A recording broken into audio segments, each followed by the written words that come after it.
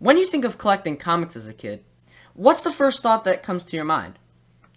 It might be, reading the book, drawing on the book, or even rolling the spine of the book up just to kill something like a fly or spider. Hey guys, it's Kid Comics, and today I have the one book that represents every comic collector's childhood. Without further ado, let's begin the video.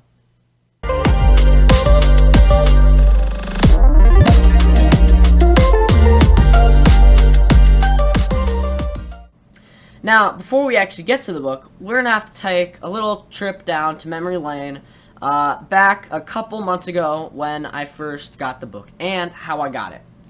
So one day I was on eBay and, I was just scrolling through a bunch of comic lots and such.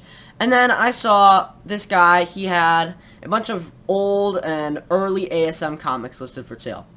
But he had one specific comic that really piqued my interest. Not because of how, rare it is or, how expensive the book could be, but, just what happened to the book.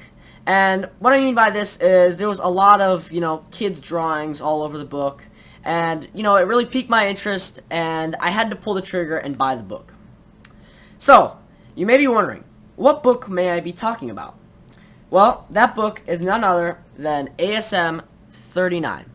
Now, if you don't know, ASM 39, it is a little bit of a key issue. This is the first John Romita art on Spider-Man. So, one thing I really liked about this cover is just how bright it was. Usually you don't find a lot of early ASM books with such bright colors, since usually most of them are faded and worn out in color. So, when I first saw this cover, I was actually a little bit excited to see, such a bright one, and I ended up getting this book for around $100.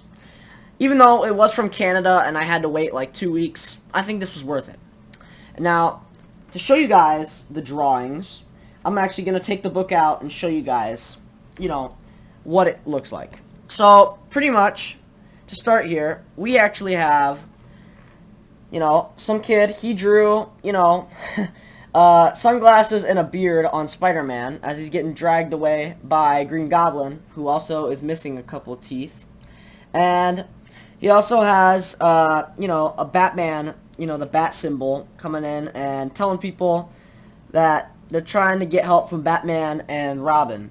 So, it's just a lot of kids' drawings, and it really piqued my interest because, you really don't see this too often. And with such a, rare book, it's old, it's from the 60s, but honestly, the back is the most special part. Now, you must be asking, why is the back such a special part? And this is because the kid, otherwise known as Dencio Lajon, I hope I'm getting that right, actually wrote down his name and the address where he bought the comic book from, plus the date, the time, and the weather outside. Now, you don't usually see this on comic books, and you wouldn't expect a kid to be doing that, but I guess Dencio over here ended up doing that. So yeah, the back on this, it's actually pretty solid. It's got a little chip on the bottom, but, he also wrote down right here, little joke, but yeah, he also did a little bit of math homework, and this book just really piqued my interest. And the reason I wanted to make this video is because a lot of people don't talk about, what kids used to do to their comic books back then. And I thought this would be a very great example of defining what kids would do with their comic books. They would read them, damage the book a little bit, crease it because they're bored, and they would draw on it specifically. And Dencio over here, he had fun, clearly, reading this book, and yeah. I think that's what a lot of people seem to miss nowadays with comic book collecting, is just the fun of reading these books and enjoying them. So yeah, Amazing Spider-Man 39, first John Romita artwork, and yeah, pretty awesome book. Well, moral of the story here is just to take a moment to really appreciate the use of comics, and that's just to be read.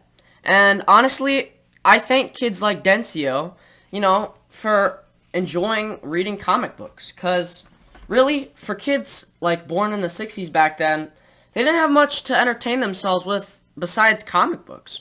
And so what kids like Dencio would do is they would read the crap out of them, you know, draw on them, and yeah. So, you know, recently I've been seeing a lot of videos lately about people just talking about the value of comic books and not about the great reads they can have in them. And especially art. So, props to John Romita for making such an awesome cover. But yeah, this is a pretty good read. I read this during like a power outage, because I was bored. And it basically just talked about your average, you know, Peter Parker, Green Goblin fight. And it ended up being, Norman Osborn, who was Green Goblin, which was, being hinted at before then. But, yeah. So, this is a pretty awesome book. Thank you, Dencio, for giving me some awesome comic book content to cover for you guys. And yeah. So, if you like this video, make sure to give it a thumbs up. And, if you want to see more videos like this, make sure to smash that subscribe button. Also, thank you guys for watching this video. I hope you guys enjoyed it as much as I did. See ya!